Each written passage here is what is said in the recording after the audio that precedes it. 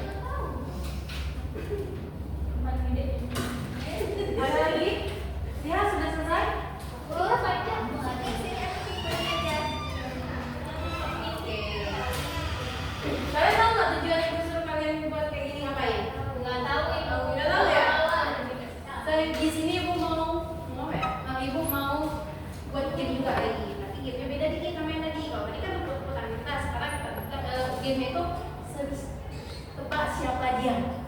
Ibu bakalan ngambil 2 kertas yang ada di sini, terus nanti ibu bacain, terus kalian tebak ini siapa sih yang nulis sebenarnya. Siap? Oke? Oke. Ibu sampai 2 apa 3 yang menurut kalian? 3 aja ya. Oke. 3 kertas terpilih untuk kalian tebak.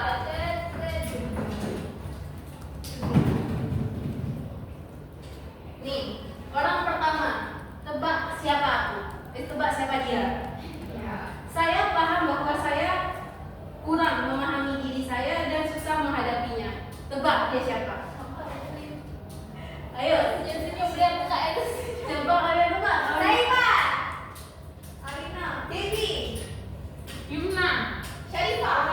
Wow, begitu banyak jawaban-jawaban teman-teman. Ibu boleh diulang nggak? Saya paham bahwa saya kurang memahami diri saya dan susah menghadapinya. Menurut kalian siapa yang kayak gitu?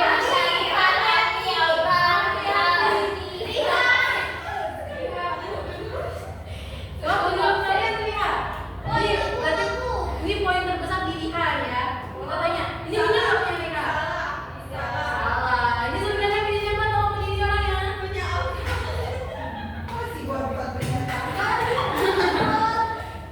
Pada sih kalian.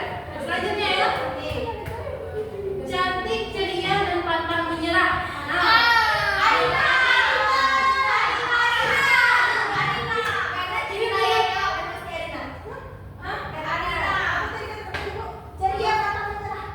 Cantik dan pantang menyerah.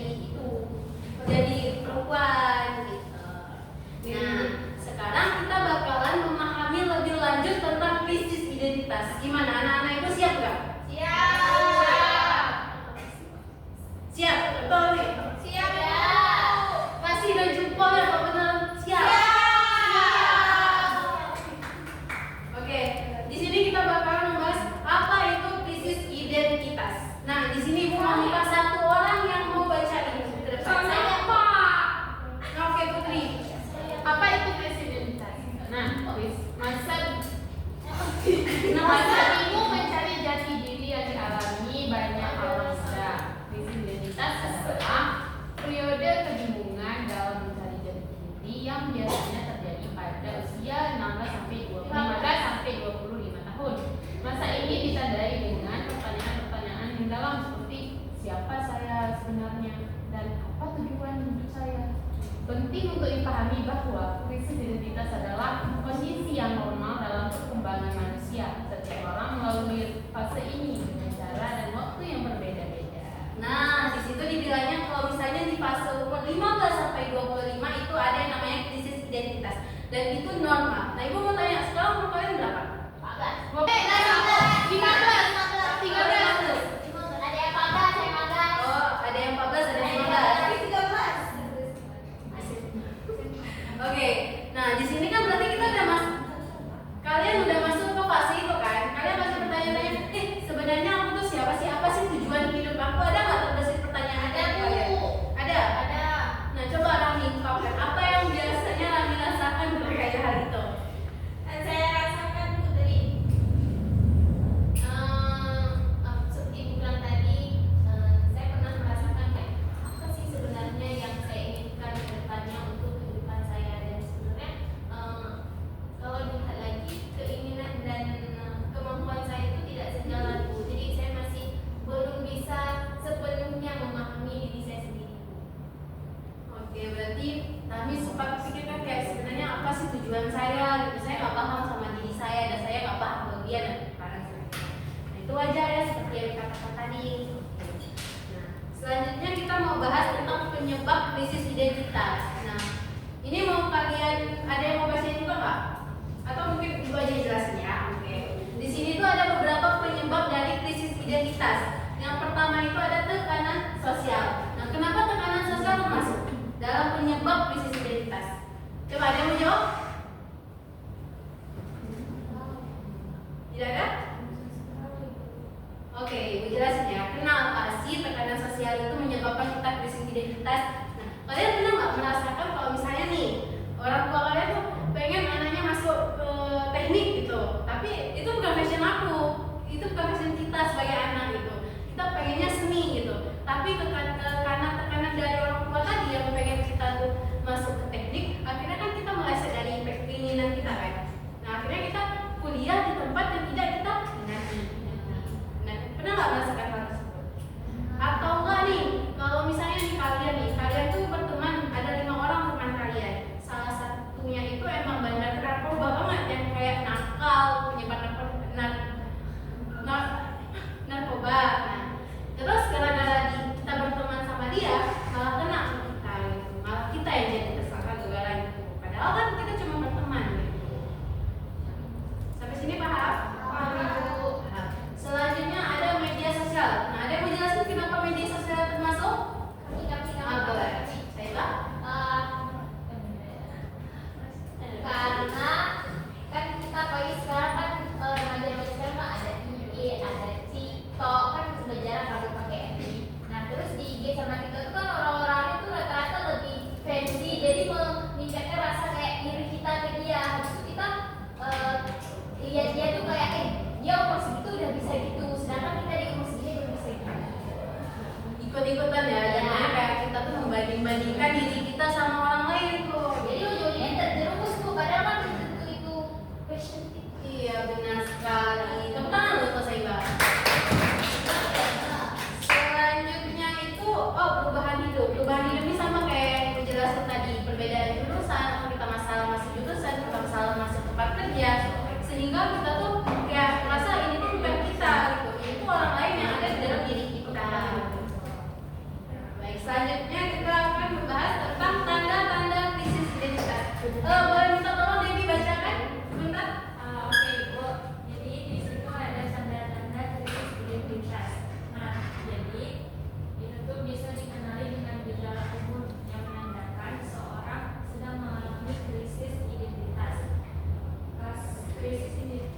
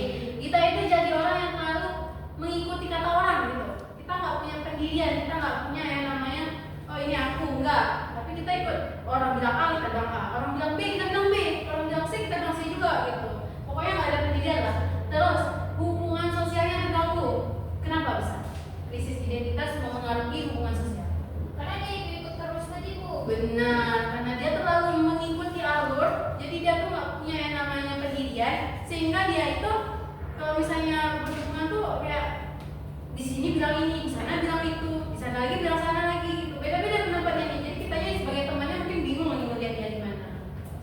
Selanjutnya kehilangan motivasi hidup dan perilaku inklusif atau berisiko.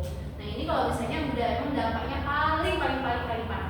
Kenapa? Mungkin dia bisa kayak ngikut-ngikut ke hal-hal yang berbahaya seperti misalnya kayak bunuh orang atau mungkin kayak misalnya tawuran gitu.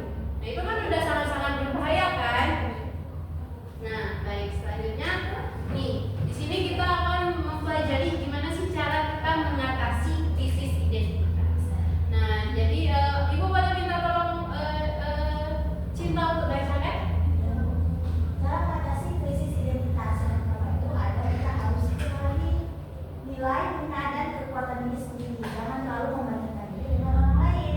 Yang kedua, cari dukungan dari keluarga, teman atau konselor dan juga coba hal baru untuk menunjukkan passion. Yang ketiga, ada tetapkan tujuan kecil yang realistis, batasi media sosial dan terima bahwa waktu. Baik, terima kasih Cinta. Nah dari yang kita lihat tadi kalau misalnya cara ngatasinya tuh kan ada 3 tuh, dengan cara mengenali diri, mencari dukungan, sama yang terakhir itu menetapkan tujuan. Sehingga hidup kita nanti lebih terarah dan kita lebih memahami diri kita sendiri. Oke. Nah selanjutnya ibu mau ngajak kalian untuk jadi detektif nih. Kalian suka nggak jadi detektif? Atau pernah nonton nggak film detektifan? Suka. Di sini ibu mau minta kalian untuk memecahkan 3 kasus, tapi kita bagi kelompok gitu. 1 kelompok 1 kasus. Jadi di sini kita memecahkan 3 kasus ini. Bersedia? Siap. Ya? Siap. Oke. Ini kita bagi gimana nih? Kayak gini aja ya. Boleh, Kelompok boleh. 1, kelompok 2 dan kelompok 3. Nah, di sini sedikit kali yang ada yang mau tambah-tambah temannya kemarin. Enggak. Ya sudah. Oke. Nah, ini ibu bagikan nanti kalian bisa foto kalian nanti di sini ada yang namanya bukti-buktinya. Ada narasi yang dikirim sama temannya si korban, temannya si pembuat, dan ada beberapa bukti yang tersedia yang bisa kalian amati. Jadi detektif di sini ya. Oke, ini kelompok 2 dan yang kelompok 3 ya. Oke, ibu kasih waktu kalian mengerjakan kasus ini tuh 10 menit cukup? Oke. Nanti kalau misalnya ada yang sulit atau mungkin tidak dipahami bisa ditanyakan kepada ibu ya.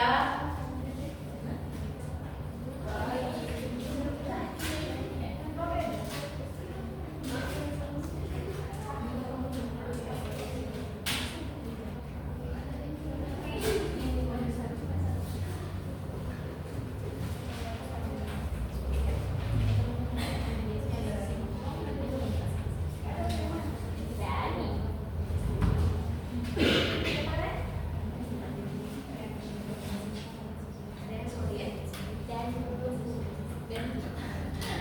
Dan dia kita bukan.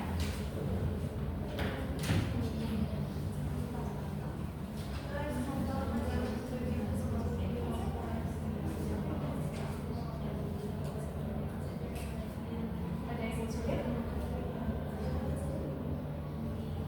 Ada yang sulit? Sejauh ini kami sedikit dulu, nanti kami tanya lagi sama ibu ya Pak.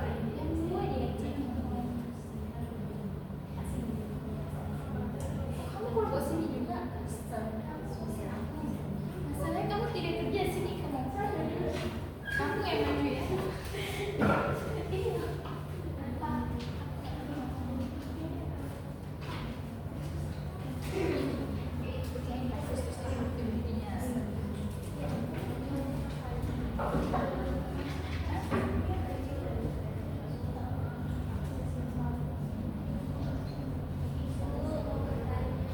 Iya. Apa?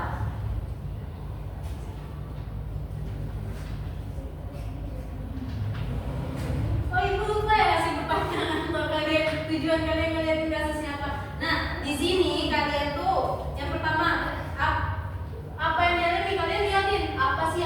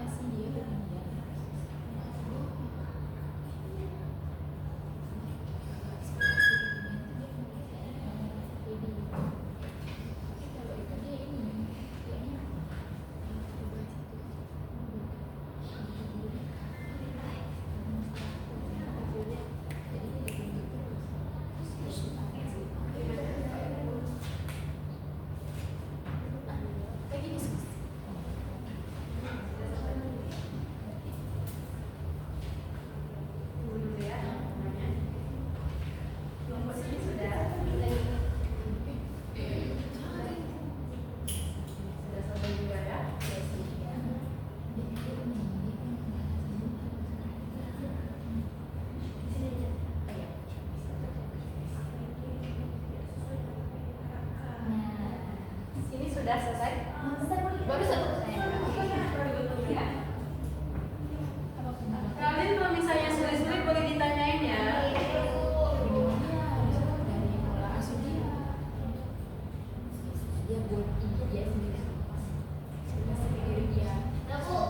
Sudah?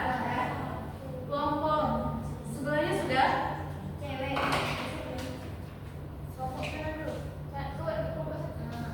Oh, oke, kita mulai aja Satu dulu. lagi. Ini kita mau nungguin atau mau langsung aja? Oke, yang sudah itu ya. Nah, untuk kelompok satu boleh maju? Ya, perwakilannya aja. Atau nggak kalian mau diskusi berdua di sini nggak apa-apa juga. Aman.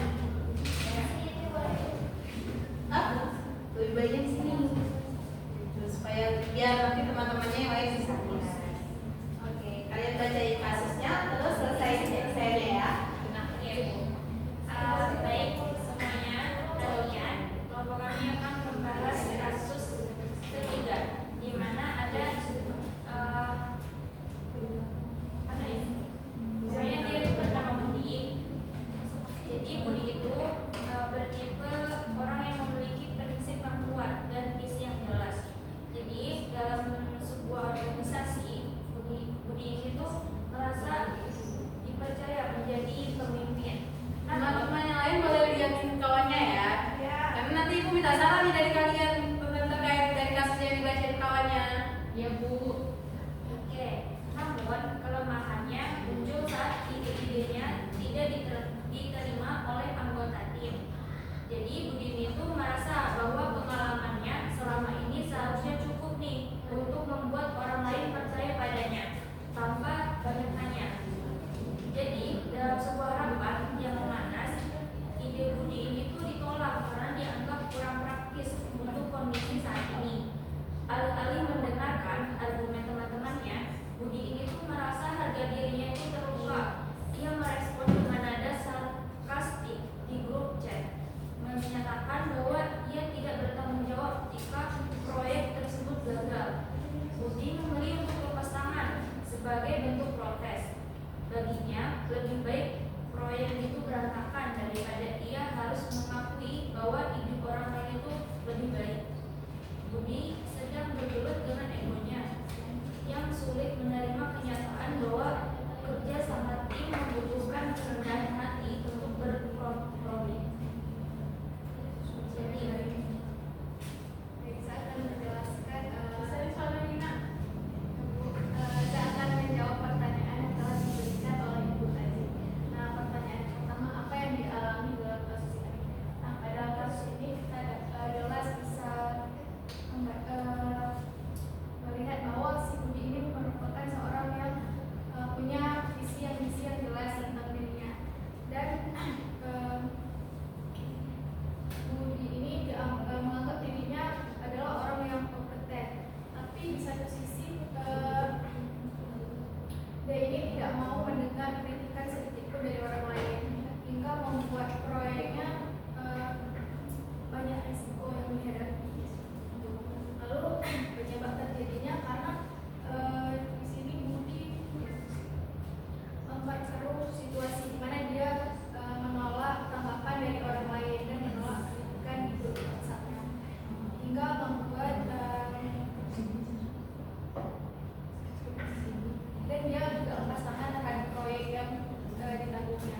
Nah, strategi yang harus dihadapi di sini adalah Budi ini harusnya lebih terbuka lagi terhadap kritik orang lain, karena proyek yang dipegang olehnya pun melibatkan banyak orang lebih dari yang lain. Nah, teman-teman yang lain udah dengar kan apa yang disampaikan sama kawannya tadi? Ada saran nggak atau mungkin ada sanggahan tentang kayaknya itu nggak baik deh, itu kayaknya nggak sesuai nih gitu, ada nggak kira-kira? Nggak ada Bu. Sudah baik ya, sudah keren ini. Kita kasih tepuk tangan untuk kelompok satu. Nah, selanjutnya kelompok dua nih. Siapa dua orang yang mau baca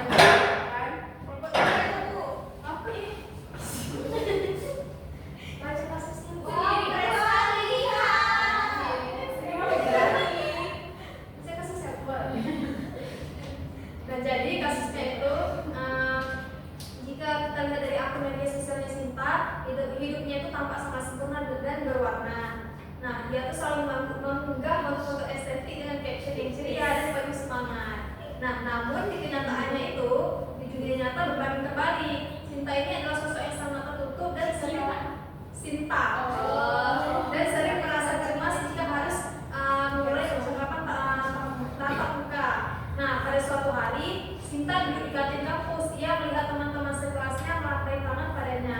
Nah, karena merasa bingung harus merespon seperti apa, Sinta ini refleks menunduk dan pura-pura gak lihat. Dia sibuk pura-pura melihat ponselnya. Nah, dalam hati ia sangat ingin bergabung, namun ia merasa dinding digital jauh lebih aman daripada interaksi nyata yang tidak bisa ia edit atau ia hapus. Nah, Sinta menjadi asing di lingkungan aslinya, sementara ia terus membangun kebahagiaan palsu di layar ponselnya. Nah, apa sih yang terjadi dengan si Sinta ini? Nah, dia itu sangat tertutup dan sering merasa cemas jika harus memulai percakapan tatap muka di real life. Nah, penyebabnya itu ia merasa dinding digital jauh lebih aman daripada interaksi nyata yang tidak bisa ia edit atau ia hapus. Nah, strategi apa yang dapat dilakukan? Yaitu harus menerima diri dia itu apa adanya, bersikap santai aja, chill aja, dan dapat menerima kekurangan dari dirinya sendiri. Baik, ada pendapat dari kelompok lain mungkin? Tidak ada? Sudah cukup bagus ya. Kasih tepuk tangan untuk kelompok 2. Selanjutnya yang terakhir kelompok 3. Mana bukti?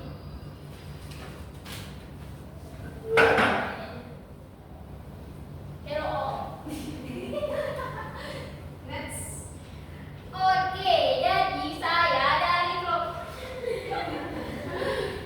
saya sebagai perosa perwakilan dari kelompok 3. Nah, di sini kami mendapatkan kasus yang namanya itu Dani, ya. Bukan Dani teman kita, tapi Dani lain. Nah, di mana Dani ini adalah mahasiswa yang berprestasi yang dikenal selalu mengumpulkan tugas tepat waktu dan hasilnya itu sangat amat mengungkap. Nah, namun ternyata di balik itu semua Dani ini menyimpan ketakutan yang luar biasa, apa?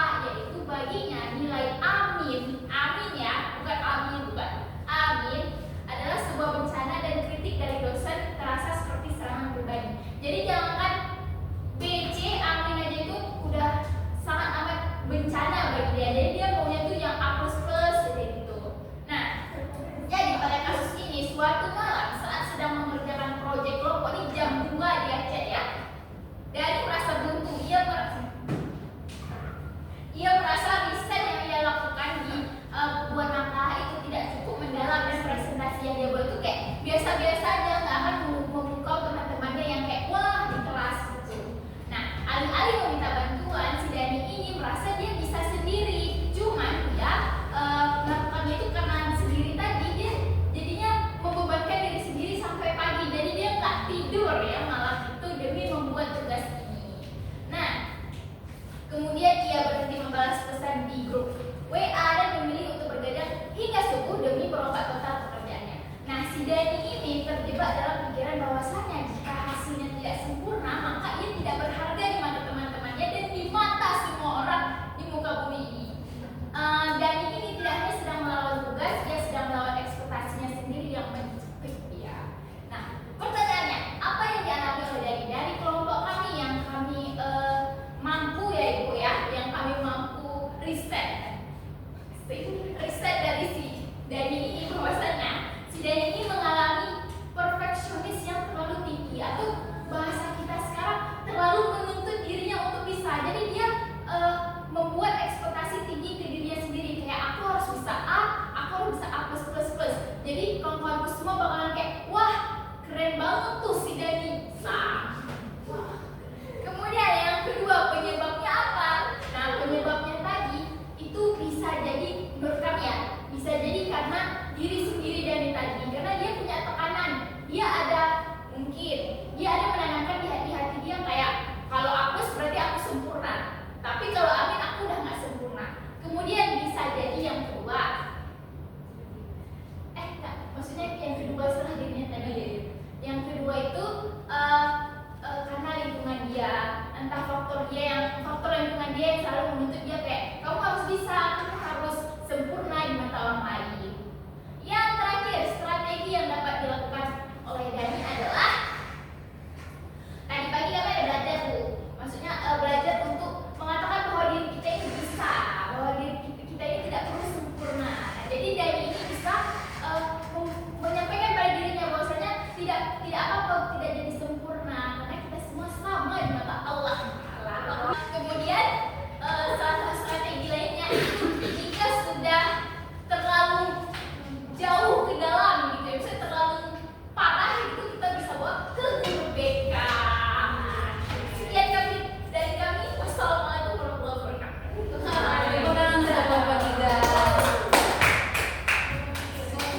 kalian memang keren-keren banget, kalian mampu memecahkan setiap kasus yang ada gitu. Nah dari kasus-kasus itu ada nggak yang mau nyimpulin bahwasannya apa sih yang kita dapat dari mempelajari kasus-kasus itu, ada nggak? Ayo. Atau ibu minta seseorang nih. Coba Arina nih. Dari kasus-kasus itu apa sih yang sebenarnya perlu kita pahami gitu? Dari kasus 1, kasus 2, dan kasus 3. Ini Bu, poin yang paling penting sekali itu percaya diri. Karena dari awal tadi itu kan banyak tuh masalah-masalahnya, termasuk kasus yang ada di kelompok 3. Dia yang terlalu berekspektasi itu terlalu tinggi. Jadi percaya diri dia itu kurang. Berarti percaya diri, kuncinya percaya diri. Nah baik. Nah nampaknya udah mau habis ya waktu kita ya. Kita udah begitu banyak membahas, mulai dari kita main game tebak siapa aku, mulai kita tadi membahas tentang krisis identitas sampai memecahkan kasus menjadi seorang detektif. Nah ibu mau salah satu dari kalian menyimpulkan isi dari hari materi kita hari ini, ada tidak? Cepat. Nah, boleh saya Mbak. Silakan saya Mbak. Oke Ibu, jadi yang sudah saya pelajari hari ini adalah tentunya bagaimana mengenali diri sendiri tentunya supaya tidak krisis identitas. Seperti tadi juga teman-teman sudah menyampaikan melalui pertanyaan-pertanyaan, kemudian dari tadi ada maju-maju ke depan. Di sini saya mulai paham bahwasanya kalau kita nggak tahu tentang diri kita itu juga bisa krisis identitas. Saya pikir dulunya kayak kalau kita nggak tahu tentang diri kita tuh kita kayak nggak percaya diri aja, tapi ternyata bisa jauh sampai ke krisis identitas. Jadi semangat, masya Allah belajar. Saya Mbak. Oke. Nah hari ini kita udah belajar tentang krisis identitas nih. Nah untuk pertemuan kita selanjutnya kita bakalan membahas tentang pencarian jati diri. Kalian semangat ya besok kalau misalnya ibu kasih materi tentang pencarian jati diri. Nah ini tadi udah kita tanya kesimpulan nih. Sekarang kita mau tanya nih perasaan kalian setelah mengikuti layanan hari ini. Ada yang oke, 2 orang ya, ada Putri ada Putri. Oke, yang Putri dulu. Jadi dari awal kita masuk sampai akhir tuh rasanya tuh senang, jadi banyak tahu. Dan tadi juga ada bedah kasus, jadi kita tahu apa faktornya, apa solusinya, dan apa penyebabnya. Pokoknya hari ini menyenangkan. Baik, terima kasih. Sekarang Putri. Ya Bu, jadi perasaannya senang karena di usia kami tentu sudah belajar tentang krisis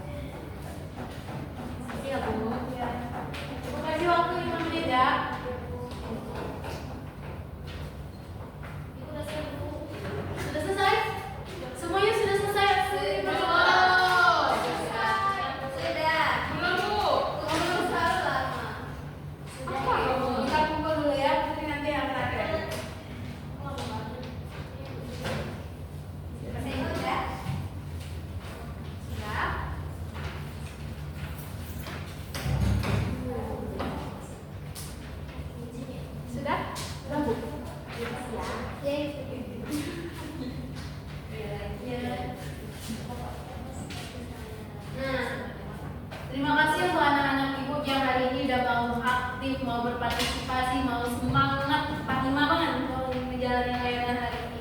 Aku selalu bagi seperti kita. Ibu harap kalian nggak berubah nih, kalau misalnya ibu masuk tetap jadi semangat kayak gini. Semoga kedepannya pembelajaran kita atau pelayanan yang kita berikan lebih baik lagi, materi-materinya bisa kita serap dengan baik, kita implikasikan gitu. Sama dengan materi krisis identitas supaya nanti kitanya jadi tidak hilang arah